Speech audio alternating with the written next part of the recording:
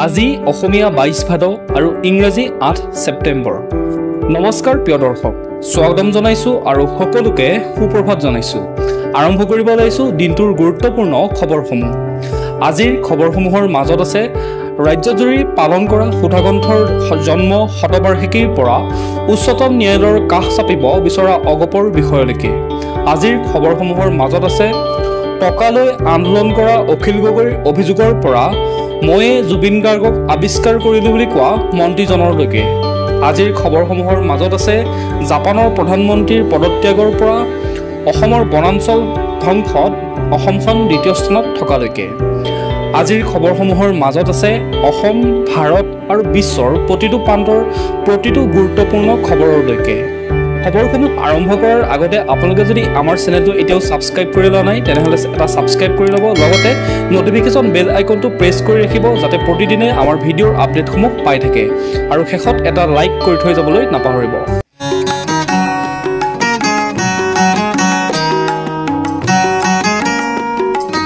এতিয়া আহিছোঁ আমি প্ৰথমটো খবৰলৈ। তুমি নতুন পুৰুষ, তুমি নতুন নাৰী, অনাগত দিনৰ জাগ্ৰত প্ৰহৰী।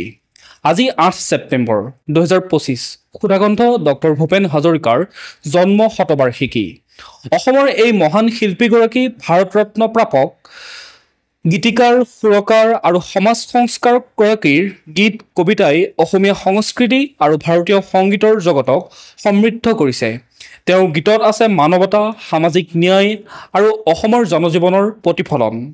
এই পবিত্ৰ দিনটোত তেখেতক আমি সশ্ৰদ্ধ প্ৰণাম জনাইছোঁ।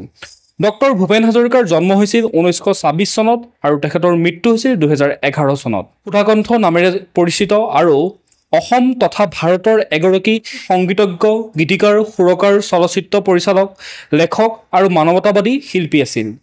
তেওঁ অসমীয়া, বাংলা, হিন্দী আৰু অন্যান্য ভাষাত গীত ৰচনা কৰি অসম, পশ্চিমবংগ, বাংলাদেশ আৰু বিশ্বজুৰি জনপ্ৰিয়তা অৰ্জন কৰিছিল।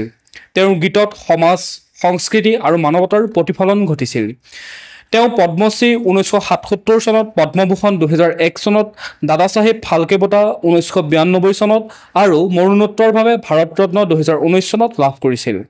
অসম চৰকাৰ, অসম সাহিত্য সভা আৰু বিভিন্ন দল সংগঠনে বছৰজোৰা কাৰ্যসূচীৰে এই শতবাৰ্ষিকী উদযাপন কৰিছে, য'ত বন্তি প্ৰজ্বলন, আবৃত্তি আৰু সাংস্কৃতিক অনুষ্ঠানৰ আয়োজন কৰা হৈছে। এতিয়া আহিছোঁ আমি পৰৱৰ্তী খবৰটোলৈ। বিজেপিৰ বিৰুদ্ধে উচ্চতম ন্যায়ালয়ৰ কাষ চাপিব মিত্ৰদল অগপ। কিন্তু কিয়? কেন্দ্ৰীয় চৰকাৰে কাৰ অধীনত আবেদনৰ সময়সীমা ম্যাদ বৃদ্ধি কৰা সন্দৰ্ভত অগপৰ স্থিতি স্পষ্ট। অসম চুক্তিক নস্যাৎ কৰাৰ বিৰোধিতাৰে যিকোনো প্ৰত্যাহ্বান গ্ৰহণ কৰিব অগপই। অসম গণ পৰিষদ অগপ দলে বিজেপিৰ সৈতে মিত্ৰতাত থাকিয়েই কেন্দ্ৰীয় চৰকাৰৰ অনুপ্ৰৱেশ আৰু বিদেশী ৰেহাই নিৰ্দেশ 2025ৰ বিৰোধিতা কৰিছে। এই নিৰ্দেশনাই নাগৰিকত্ব সংশোধনী আইন চমুকৈ কাৰ আবেদনৰ সময়সীমা 2014 চনৰ পৰা 2024 চনলৈকে বৃদ্ধি কৰিছিল, যাৰ ফলত হিন্দু বাংলাদেশীসকলে ভাৰতীয় নাগৰিকত্ব লাভ কৰিব পাৰিব। অগপৰ মতে এয়া অসম চুক্তিক নস্যাৎ কৰাৰ প্ৰয়াস, কিয়নো উচ্চতম ন্যায়ালয়ে অসমত বিদেশী চিনাক্তকৰণৰ বাবে 1971ক ভিত্তিবৰ্ষ হিচাপে নিৰ্ধাৰণ কৰিছে। অগপ নেতাসকলে সংবাদমেল পাতি ঘোষণা কৰিছে যে তেওঁলোকে এই নিৰ্দেশনাৰ বিৰুদ্ধে উচ্চতম ন্যায়ালয়ত আবেদন দাখিল কৰিব আৰু অসম চুক্তি ৰক্ষাৰ বাবে যিকোনো প্ৰত্যাহ্বান গ্ৰহণ কৰিব। এতিয়া আহিছোঁ আমি পৰৱৰ্তী খবৰটোলৈ। কোটি কোটি টকা আত্মসাৎ কৰি জালত পৰিল 2 চাইবাৰ অপৰাধী। অসম আৰক্ষীৰ অপৰাধ শাখাই শনিবাৰে নিশা অভিযান চলাই নগৰবেৰাৰ দীপাংকৰ দাস আৰু লখিমপুৰৰ ৰঞ্জিত কাশ্যপ নামৰ 2 চাইবাৰ অপৰাধীক গ্ৰেপ্তাৰ কৰে। এই দুজনে ঋণ দিয়াৰ প্ৰলোভন দেখুৱাই আৰু কাৰেণ্ট একাউণ্ট খুলি প্ৰায় 200 লোকৰ পৰা কোটি কোটি টকা আত্মসাৎ কৰিছিল। এগৰাকী ভুক্তভোগীৰ পৰা 69 লাখ টকা লুটিছিল। আৰক্ষীয়ে তেওঁলোকৰ পৰা 34খন ATM কাৰ্ড, 25খন পাছবুক, 27খন চেকবুক, 3খন স্কেনাৰ আৰু 8খন চিম কাৰ্ড, 23খন আই কাৰ্ড আৰু 2টা লেপটপ জব্দ কৰিছে। এতিয়া আহিছোঁ আমি পৰৱৰ্তী খবৰটোলৈ। বনাঞ্চল বেদখলৰ ক্ষেত্ৰত অসম দ্বিতীয় স্থানত। 3.62 লাখ হেক্টৰ বনভূমি বেদখলকাৰীৰ কবলত। কেন্দ্ৰীয় বন আৰু পৰিৱেশ মন্ত্ৰালয়ৰ শেহতীয়া প্ৰতিবেদন অনুসৰি বনাঞ্চল বেদখলৰ ক্ষেত্ৰত অসম দেশৰ দ্বিতীয় স্থানত আছে, য'ত 3,62,090 হেক্টৰ বনভূমি বেদখলকাৰীৰ কবলত। প্ৰথম স্থানত আছে মধ্যপ্ৰদেশ আৰু তৃতীয় স্থানত আছে কৰ্ণাটক। উত্তৰ পূবৰ অন্যান্য ৰাজ্যসমূহত বেদখল কম। অৰুণাচল প্ৰদেশত 53,499 হেক্টৰ, মিজোৰামত 24,723 হেক্টৰ ইত্যাদি। ৰাজ্য চৰকাৰে উচ্ছেদ অভিযান অব্যাহত ৰাখিছে, কিন্তু প্ৰভাৱশালী লোক আৰু বন বিভাগৰ কিছুমান বিষয়া জড়িত থকাৰ বিষয়ৰ ওপৰতো প্ৰশ্ন উত্থাপিত হৈছে। এতিয়া আহিছোঁ আমি পৰৱৰ্তী খবৰটোলৈ। গেষ্ট হাউচত ৰহস্যজনক অৱস্থাত উদ্ধাৰ দুটাকৈ মৃতদেহ। হত্যা নে এয়া চৰম সিদ্ধান্ত। গুৱাহাটীৰ বৰবাৰীৰ টুইনছ গেষ্ট হাউচত দুটা মৃতদেহ উদ্ধাৰ হৈছে। এজন হৈছে 15 বছৰীয়া কিশোৰ ৰক্তাক্ত মৃতদেহ বিশ্বনাথ আৰু 35 বছৰীয়া মুকিবুৰ ৰহমানৰ মৃতদেহ চিপ লৈ থকা অৱস্থাত পোৱা গৈছে। প্ৰাথমিক তদন্তত আৰক্ষীয়ে সন্দেহ কৰিছে যে মুকিবুৰে কিশোৰজনক হত্যা কৰি পিছত নিজে আত্মহত্যা কৰিছে। কিশোৰজনৰ পৰিয়ালে জনোৱা মতে শনিবাৰে তেওঁ মুকিবুৰৰ সৈতে পাৰ্টিৰ কথা কৈ ওলাই গৈছিল। সন্ধিয়া ফোন অফ হোৱাত পিতৃয়ে চানমাৰী থানাত এজাহাৰ দাখিল কৰিছিল। আৰক্ষীয়ে মুকিবুৰৰ গাড়ীৰ GPS ট্ৰেক কৰি গেষ্ট হাউচত অভিযান চলাই মৃতদেহ উদ্ধাৰ কৰে। আৰক্ষীয়ে ইতিমধ্যে তদন্ত অব্যাহত ৰাখিছে। এতিয়া আহিছোঁ আমি পৰৱৰ্তী খবৰটোলৈ। অখিল গগৈৰ অভিযোগ, একাংশ লিডাৰে দিল্লীত আন্দোলন কৰিব গ'লেও চৰকাৰৰ পৰা পইচা লয়। ৰাইজৰ দলৰ সভাপতি তথা বিধায়ক অখিল গগৈয়ে মঙলদৈত দৰং জিলা সমিতিৰ কাৰ্যালয় উদ্বোধনৰ সময়ত 6 জনগোষ্ঠীৰ টাই আহোম, কোচ ৰাজবংশী, মৰাণ, মটক, চুতীয়া, চাহ জনগোষ্ঠী জনজাতিকৰণৰ আন্দোলনৰ কিছুমান নেতাক তীব্ৰ সমালোচনা কৰা দেখা যায়। তেওঁৰ মতে এই নেতাসকলে বিজেপিৰ মুখ্যমন্ত্ৰী হিমন্ত বিশ্ব শৰ্মা আৰু পীযুষ হাজৰিকাৰ পৰা ধন লৈ দুমুখীয়া নীতি গ্ৰহণ কৰিছে, যাৰ ফলত জনজাতিকৰণৰ দাবী পূৰণ হোৱা নাই। গগৈয়ে কয় যে জনজাতিকৰণৰ বাবে ৰাইজে ৰাজপথত আন্দোলন কৰি চৰকাৰক চাপ সৃষ্টি কৰিব লাগিব আৰু এনে নেতাসকলক আঁতৰাই নতুন নেতৃত্ব গঢ় দিব লাগিব। এতিয়া আহিছোঁ আমি পৰৱৰ্তী খবৰটোলৈ। ৰাজ্য কঁপোৱা হত্যাকাণ্ডত জড়িত 2 ডকাইতক গ্ৰেপ্তাৰ, যুৱতীকো আটক। নলবাৰীৰ মুখখুলি গাঁৱত 19 আগষ্টৰ নিশা সংঘটিত ৰাজ্য কঁপোৱা ডকাইতি আৰু হত্যাকাণ্ডত জড়িত 2জন যুৱক ভাস্কৰ ডেকা আৰু মৃন্ময় বেজবৰুৱাক আৰক্ষীয়ে গ্ৰেপ্তাৰ কৰিছে। এই দুজনৰ লগতে এগৰাকী যুৱতীকো আটক কৰা হৈছে। ডকাইতৰ দলে অৱসৰপ্ৰাপ্ত কৰ্মচাৰী প্ৰমোদ বৰ্মনক আৰু তেওঁৰ পত্নী মীৰা তালুকদাৰৰ সন্মুখত নৃশংসভাৱে হত্যা কৰি মোবাইল ফোন আৰু স্কুটি কাঢ়ি নিছিল। মৃন্ময়ে চুৰি কৰা মোবাইলটো তেওঁৰ প্ৰেমিকাক উপহাৰ দিয়াৰ পিছত ফোনটোৰ নম্বৰ ট্ৰেক কৰি আৰক্ষীয়ে অভিযুক্তক গ্ৰেপ্তাৰ কৰে। দলটোত 4ৰ পৰা 5 জন জড়িত থকা বুলি সন্দেহ কৰা হৈছে আৰু বাকী 2জন এতিয়াও পলাতক হৈ আছে। বেলশৰ থানাত 83/25 নম্বৰ গোচৰত তদন্ত অব্যাহত আছে। এতিয়া আহিছোঁ আমি পৰৱৰ্তী খবৰটোলৈ। মই কোৱা কথাখিনিক কোনোবাই মছলা লগাই উলিয়াই দিছে, জয়ন্ত মল্ল বৰুৱা। মঙলদৈত 14 ছেপ্টেম্বৰত অনুষ্ঠিত হ'বলগীয়া প্ৰধানমন্ত্ৰীৰ সভাৰ প্ৰস্তুতিৰ বুজ ল'বলৈ মন্ত্ৰী জয়ন্ত মল্ল বৰুৱা দেওবাৰে উপস্থিত হৈছিল। এই সভাত প্ৰধানমন্ত্ৰীয়ে দৰং চিকিৎসা মহাবিদ্যালয়, নাৰ্ছিং ট্ৰেইনিং কলেজ আৰু কুৰুৱা নাৰেংগী দলং আৰু ৰিং ৰোডৰ আধাৰশিলা স্থাপন কৰিব। মন্ত্ৰীগৰাকীয়ে জানিবলৈ দিয়ে যে প্ৰস্তুতি পূৰ্ণগতিত চলি আছে। ইফালে জুবিন গাৰ্গৰ বিষয়ে তেওঁৰ পূৰ্বৰ মন্তব্যৰ প্ৰসংগত কয় যে তেওঁ জুবিনৰ প্ৰশংসা কৰিছিল, কিন্তু তেওঁৰ কথা কোনোবাই মছলা লগাই ভুলভাৱে উপস্থাপন কৰিছে।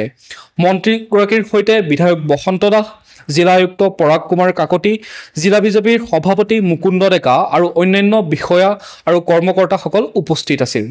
এতিয়া আহিছোঁ আমি পৰৱৰ্তী খবৰটোলৈ। বিশিষ্ট সাংস্কৃতিক কৰ্মী ববিতা শৰ্মাৰ পৰিচালনাত নিৰ্মিত তথ্যচিত্ৰ ভূপেন দা আনকাট 7 ছেপ্টেম্বৰত 2025ত ডক্টৰ ভূপেন হাজৰিকাৰ জন্মদিনৰ প্ৰাকখনত গুৱাহাটীৰ অনুৰাধা চিনেমা হলত মুকলি কৰা হয়। ছবিখনত ভূপেন হাজৰিকাৰ জীৱনৰ অজানা দিশ, যেনে তেওঁৰ গণসংযোগ পঢ়া, পত্নী প্ৰিয়ম্বদা পেটেলৰ সৈতে প্ৰেম আৰু বিবাহ, পুত্ৰ তেজৰ সৈতে প্ৰথম সাক্ষাৎ আৰু তেওঁৰ ৰসাল কথাৰ ভঁৰাল সাৱলীলভাৱে উপস্থাপন কৰা হৈছে। 1999 চনত ববিতা শৰ্মাই ভূপেন হাজৰিকাৰ সৈতে আড্ডা, আৰু আলোচনাৰ সময়ত কেমেৰাত বন্দী কৰা মুহূৰ্তসমূহো এই তথ্যচিত্ৰৰ মাধ্যমে ৰাইজৰ মাজলৈ আনিছে। মুকলি অনুষ্ঠানত ভূপেন হাজৰিকাৰ পৰিয়ালৰ সদস্য তেজ হাজৰিকা, সমৰ হাজৰিকা, শোভা হাজৰিকাৰ উপৰিও বিভিন্ন ক্ষেত্ৰৰ ব্যক্তি উপস্থিত থাকি ছবিখন উপভোগ কৰে। তেজ আৰু সমৰ হাজৰিকাই পৰিচালক ববিতা শৰ্মা আৰু চিন্ময় শৰ্মাক ধন্যবাদ জ্ঞাপন কৰি কয় যে এই ছবিৰ জৰিয়তে ৰাইজে ভূপেন হাজৰিকাৰ অজানা কথা জানিব পাৰিব। এতিয়া আহিছোঁ আমি পৰৱৰ্তী খবৰটোলৈ। বাক্সা জিলাৰ গোৱালবিল গাঁৱত 7 ছেপ্টেম্বৰ পুৱতি নিশা বন্য হাতীৰ জাকৰ আক্ৰমণত লোহিত দাস আৰু ববিতা দাস নামৰ মহিলাগৰাকী নিহত হয়। লোহিত দাসক শৌচাগাৰত আৰু ববিতা দাসক প্ৰাতঃভ্ৰমণৰ সময়ত আক্ৰমণ কৰা হয়। লোহিত দাসক চিকিৎসালয়ত ভৰ্তি কৰাৰ পিছতে তেওঁৰ মৃত্যু হয় আৰু ববিতা থিতাতে নিহত হয়। এই ঘটনাত ক্ষুব্ধ গাঁৱৰ হাজাৰ হাজাৰ লোকে ধমধমা আৰু তামোলপুৰ পথ অৱৰোধ কৰি বন বিভাগৰ বিৰুদ্ধে প্ৰতিবাদ জনায়। তেওঁলোকে অভিযোগ কৰে যে বন বিভাগৰ গাফিলতিয়ে কাৰণে এই হাতীৰ আক্ৰমণ সংঘটিত হয়। এতিয়া আহিছোঁ আমি পৰৱৰ্তী খবৰটোলৈ। অসমে প্ৰথমবাৰৰ বাবে ন্যূনতম সমৰ্থিত মূল্যত 2024 আৰু 25 খাৰিফ বিপণন মৌচুমত 8.02 লাখ মেট্ৰিক টন ধান ক্ৰয় কৰি এক ঐতিহাসিক মাইলৰ খুঁটি অৰ্জন কৰিছে। মুখ্যমন্ত্ৰী ডক্টৰ হিমন্ত বিশ্ব শৰ্মাই সামাজিক মাধ্যমত এই তথ্য প্ৰকাশ কৰি জনাইছে যে প্ৰথম পৰ্যায়ত 6,97,802 মেট্ৰিক টন আৰু দ্বিতীয় পৰ্যায়ত 1,04,757 মেট্ৰিক টন ধান ক্ৰয় কৰা হৈছে। মুঠ 8,02,560 মেট্ৰিক টন ধান ক্ৰয় কৰা হৈছে। এই কৃতিত্বই অসমৰ কৃষিখণ্ডৰ অগ্ৰগতি আৰু কৃষকৰ সমৃদ্ধিৰ প্ৰতিফলন ঘটায়। এতিয়া আহিছোঁ আমি ৰাষ্ট্ৰীয় গুৰুত্বপূৰ্ণ খবৰসমূহলৈ। বিজয় মালিয়া আৰু নীৰৱ মোদীৰ প্ৰত্যৰ্পণৰ প্ৰক্ৰিয়া এতিয়াও অব্যাহত আছে, কিন্তু এতিয়ালৈকে সম্পূৰ্ণ হোৱা নাই। ব্ৰিটেইনৰ ক্ৰাউন প্ৰচিকিউশ্যন ছাৰ্ভিচৰ এটা দলে সম্প্ৰতি দিল্লীৰ তিহাৰ জেল পৰিদৰ্শন কৰি কাৰাগাৰৰ অৱস্থা মূল্যায়ন কৰিছে, যাতে প্ৰত্যৰ্পণৰ প্ৰচেষ্টাক শক্তিশালী কৰিব পাৰে। ভাৰতে আশ্বাস দিয়ে যে প্ৰয়োজন হ'লে তিহাৰত হাই প্ৰফাইল অপৰাধীসকলৰ বাবে বিশেষ এনক্লেভ স্থাপন কৰা হ'ব আৰু তেওঁলোকৰ নিৰাপত্তা নিশ্চিত কৰা হ'ব।